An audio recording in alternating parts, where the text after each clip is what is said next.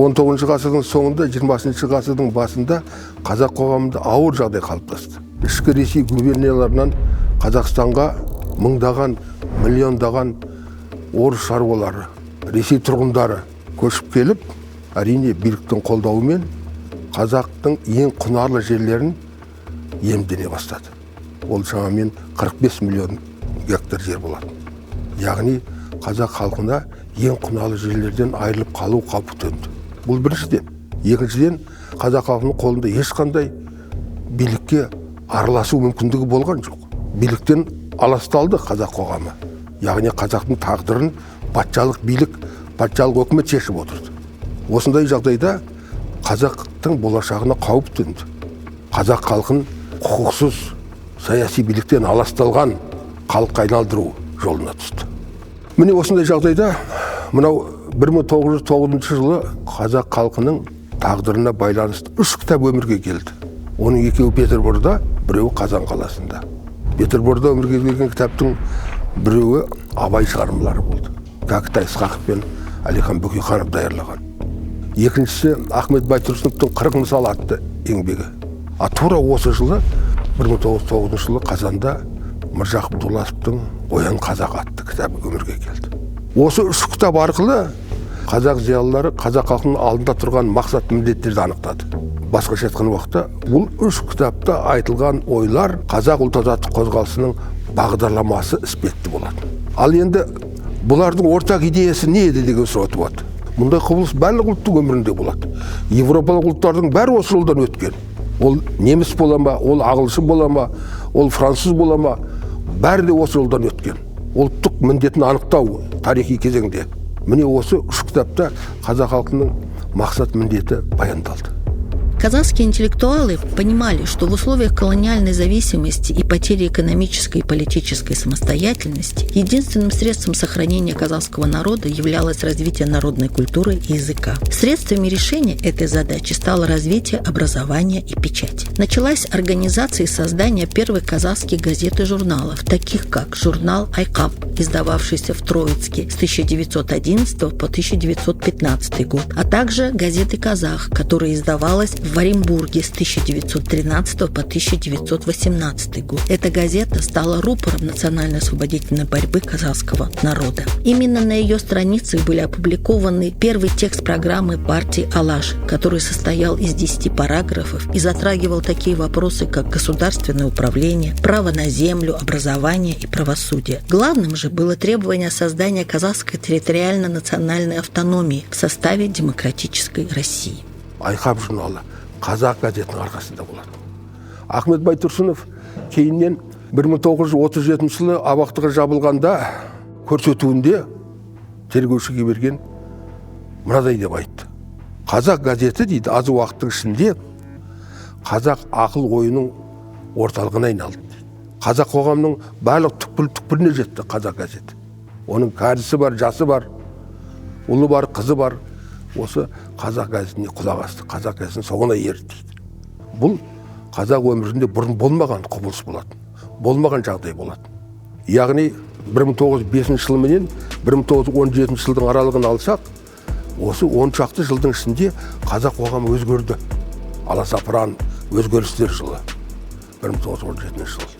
Қазақ газетінің арқасында аз уақыттың ішінде қазақ халқы, қазақ ұлты өз мүддесі үшін күресе алатын субъектіге, халыққа айнала бастады. 17 жыл өзгерістер соны көрсетті. Патша үкіметі құлай салысымен 1917 жылы ақпан революциясынан кейін барлық қазақ облыстарында, уездерінде, тіптен кейбір болыстарда қазақ съездері болып өтті. Қазақ съездері қазақ қоғамының алдында тұрған міндеттерді талқыға салды. Қазақ қоғамына не керек? Бірінші кезекте қандай мәселелерді шешу керек деген сауалға жауап іздедік.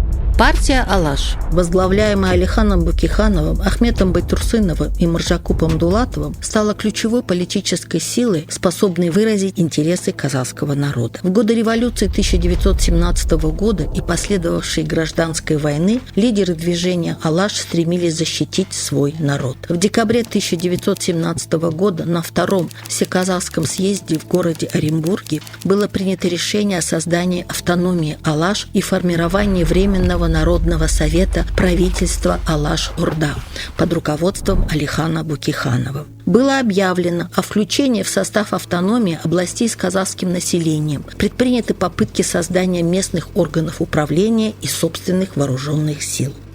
Алаштықтар Алаш әскерін құрып, ақ гвардияшылармен бірге Совет үкіметіне қарсы жүрген соғысқа араласты. Ал енді бұның немен аяқталғанын біз тарихтан білеміз. Ақ гвардияшылар оларды қолдаған алаштық саяси күш жеңіліске ұшырады. Ресей империясы көлемінде большевиктер партиясының билігі орнады. Ал енді осы большевиктер партиясының билігіне алаштықтардың қатынасы қандай еді?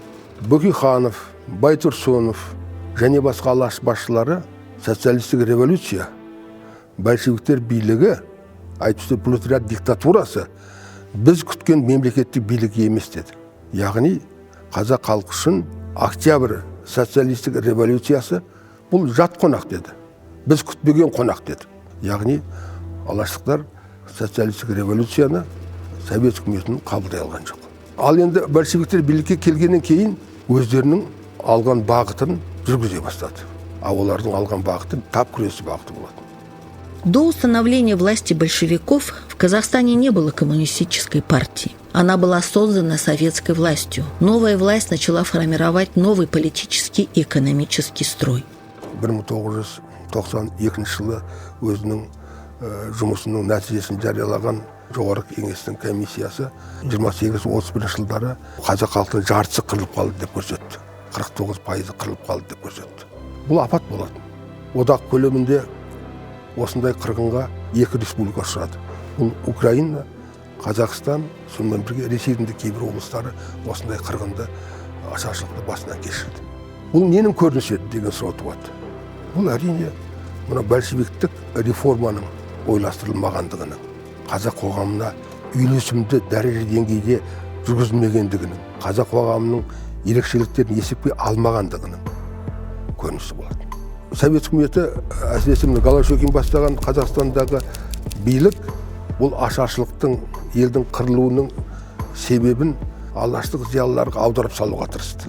Бұл аштық 30 жылдары қазақ қоғамын құрсауына алған, қазақ қоғамын апатқа келген аштықпен бір қатар, тура осы кезде 20 жылдардың соңы 30 жыл бойы репрессия саясаты жүргізілді советтік билік тарапынан. Соның салдарынан қазақ қоғамы ең алғашқы буын саяси басшылығынан, алаштық басшылығынан айырылды. Алаштық басшылық түгелдей жойылды. 33-тен бастап 38 жылға шейін жүргізілген саяси репрессия нәтижесінде екінші буын саяси басшылық ол да репрессия құрбаны болды. Второе поколение казахских лидеров, которое относилось уже к советской генерации, были в большинстве своем коммунистами. Но они также подверглись репрессиям и были фактически уничтожены. К концу 30-х годов казахский народ остался без духовного руководства. Народ был обезглавлен и оказался в растерянности. Отражением такого трагического состояния стали стихи Мағжана Жұмабаева «Алқа табылдырық», «Бесік жыры» Ахмета Байтурсынова и поэма «Тез өлмен» Жусупбека Аймаутова, написанные в тюрьме. Эти произведения передают печаль и скорбь казахского народа. Алаш қозғалысы, ол либералдық, демократиялық бола ма, басқа бола ма, мәселе оның атында емес, оның затында.